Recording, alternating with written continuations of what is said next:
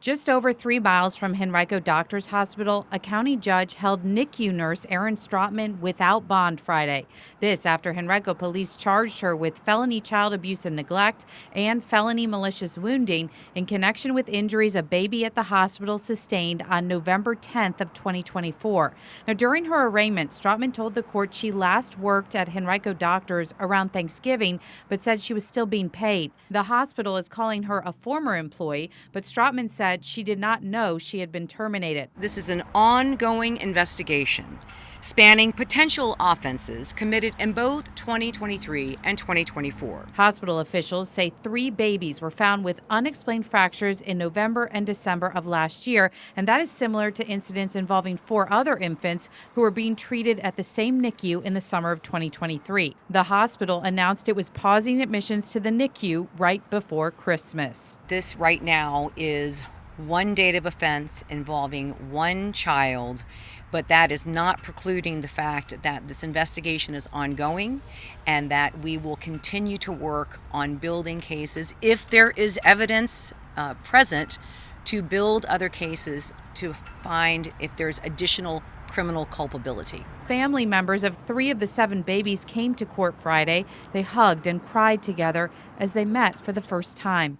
Among them, Dominique Hackey. His son Noah suffered a fractured tibia while in the Henrico Doctors NICU in September of 2023.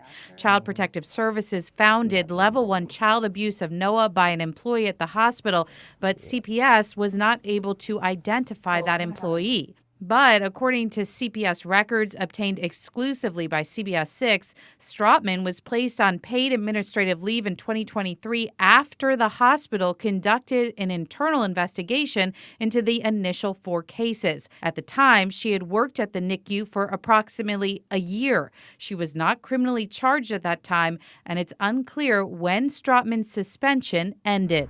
They failed. Strictly, they failed on multiple different levels with multiple different families, and they need to be held accountable as well, because that shouldn't have happened. If they were suspicious of some person enough to let him go, they shouldn't have brought him back. So that's on them. They failed.